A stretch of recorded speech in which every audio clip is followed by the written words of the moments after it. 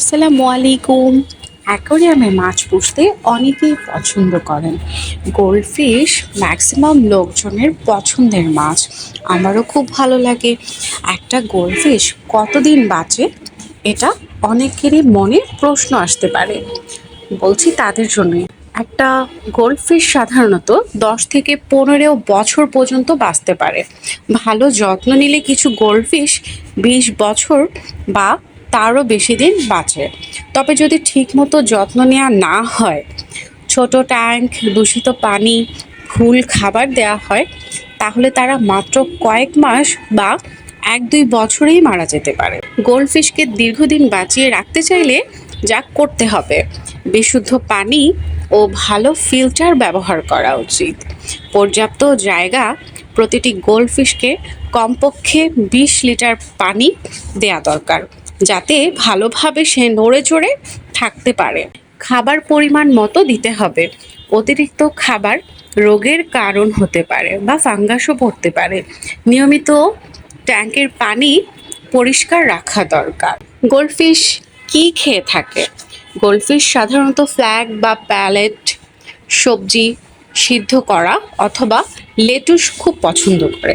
Frozen বা live খাবার। অ্যাকোয়ারিয়ামের মাছেদের জন্য আলাদা খাবারও কিনতে পাওয়া যায়। মাছেদের খাবার খুব বুঝে শুনে দিতে হবে। অতিরিক্ত খাবারে ফাঙ্গাস হতে পারে, ময়লা জমতে পারে এবং বেশি খাবার মাছের জন্য ক্ষতিকারক। তাই খাবার দিতে হবে পরিমাণ মতো। অনেকের প্রশ্ন থাকে যে মাছেরা কি ঘুমায়? হ্যাঁ, মাছেরাও ঘুমায়, তবে মানুষের মতো চোখ বন্ধ করে নয়, কারণ বেশিরভাগ মাছের চোখের পাপড়িই থাকে না। মাছ কিভাবে ঘুমায়? তারা নিশ্চল হয়ে থাকে এবং অনেক সময় ট্যাঙ্কের নিচে বা কোনায় কোনায় ধীরে ধীরে শ্বাস নেয়। রাতে বা আলো নিভে গেলে মাছেরা নিস্তব্ধ অবস্থায় বিশ্রাম নেয়।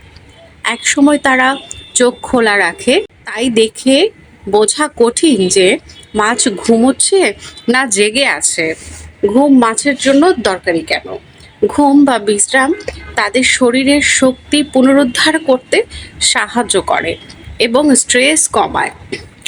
ট্যাঙ্কে যদি রাতের বেলা লাইট অফ করে দেওয়া হয় রুটিন মতো, তাহলে নিয়মিত মাছেরা ঘুমায়। গোল্ডফিশ সাধারণত সারা বিশ্বেই পাওয়া যায়, তবে এর মূল উৎপত্তি স্থল হলো চীন।